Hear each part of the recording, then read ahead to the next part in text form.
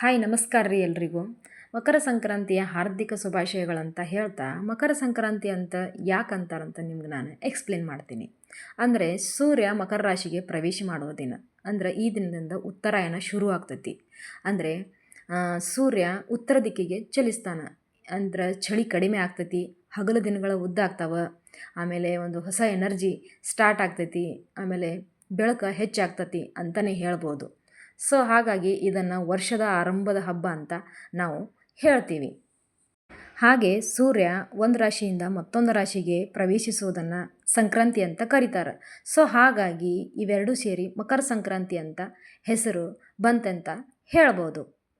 So ಈ ದಿನ ನಾವು ಸ್ಪೆಷಲ್ಲಾಗಿ ಎಣ್ಣೆ ಹಚ್ಚಿ ಹೋಳಿಗೆ, ಕಟ್ಟಿನ ಸಾರು, ಆಮೇಲೆ ಬಟಾಟು ಪಲ್ಯ, ಆಮೇಲೆ ಅನ್ನ, ಈ ರೀತಿಯಾಗಿ ಥರದ ಅಡುಗೆಗಳನ್ನು ಮಾಡಿ ನಮ್ಮ ಫ್ರೆಂಡ್ಗೂ ಕೂಡ ಊಟಕ್ಕೆ ಇನ್ವಿಟೇಷನ್ ಕೊಟ್ಟಿದ್ವಿ. ನಮ್ಮ ಉತ್ತರ ಕರ್ನಾಟಕ ಸೈಡು ಎಣ್ಣೆ ಹೆಚ್ಚಿದ ಹೋಳಿಗೆ, ಕಟ್ಟಿನ ಸಾರು ಫೇಮಸ್ ಅಂತಲೇ ಹೇಳ್ಬೋದು. ಈ ಸೈಡು ಅಂದರೆ ಮಹಾರಾಷ್ಟ್ರದಲ್ಲಿ, ನಾವಿರೋ ಸ್ಥಳದಲ್ಲಿ ಹೆಚ್ಚಾಗಿ ಹಿಟ್ಟು ಹಚ್ಚಿನ ಹೋಳಿಗೆ ಮಾಡ್ತಾರೆ. ಸೊ ಹೀಗಾಗಿ ನಾವು ಎಣ್ಣೆ ಹಚ್ಚಿ ಹೋಳಿಗೆ ಮಾಡೋದನ್ನು ನೋಡಿ ಕೆಲವೊಂದು ಸಲ ಅವ್ರು ಅಚ್ಚರಿ ಪಡ್ತಾರೆ.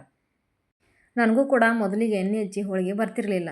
ಸೊ ನಾನು ಕೂಡ ಈಗೀಗ ಮಾಡ್ತಾಯಿದ್ದೀನಿ. ಅಂದರೆ 7 ಸರಿ ಮಾಡಿದ ಮೇಲೆ ಈ ರೀತಿಯಾಗಿ ನನ್ನ ಹೋಳಿಗೆ ಸಾಫ್ಟ್ ಬಂದದ ನೋಡ್ರಿ. ಅಂದ್ರೆ ಪ್ರಾಕ್ಟೀಸ್ ಮ್ಯಾನ್ ಮೇಕ್ಸ್ ಪರ್ಫೆಕ್ಟ್ ಅಂತಲೇ ಹೇಳ್ಬೋದು. ಹೋಳಿಗೆ ಆದ ನಂತರ ಈ ರೀತಿ ದೇವರಿಗೆ ನೈವೇದ್ಯ ತೋರಿಸಿ ನಾವು 1 ಕಿಲೋ ಹೋಳಿಗೆ ಮಾಡಿ ಊಟಕ್ಕೆ ರೆಡಿ ಆದ್ವಿ. ಸೊ ಅಷ್ಟೊತ್ತಿಗೆ ನಮ್ಮ ಫ್ರೆಂಡ್ಸ್ ಕೂಡ ಬಂದಿದ್ದರು. ಸೊ ಕೊನೆಯದಾಗಿ ನಾವೆಲ್ಲರೂ ಹೀಗೆ ಕುಂತು ಊಟ ಮಾಡಿದ್ವಿ. ಊಟ ಮಾಡಿದ ನಂತರ ಸ್ಮಾಲ್ ನ್ಯಾಪ್ ತೊಗೊಂಡು ಮತ್ತೆ ಈವ್ನಿಂಗು ನಮ್ಮ ಪಕ್ಕದ ಮನೆ ಫ್ರೆಂಡ್ ಒಬ್ಬಳು, ಅವಳ ಮಗನ ಬೋರ್ನಾನ ಕಾರ್ಯಕ್ರಮ ಅಂತ ಇತ್ತು. ಸೊ ಹಾಗಾಗಿ ನನ್ನನ್ನು ರಂಗೋಲಿ ಹಾಕಲಿಕ್ಕೆ ಇನ್ವೈಟ್ ಮಾಡಿದ್ದಳು. ಅಲ್ಲಿಂದ ಬಂದ ಮೇಲೆ ನಾನು ಈ ಥರ ಫೈನಲಾಗಿ ರಾತ್ರಿ ರೆಡಿಯಾಗಿದ್ದೆ.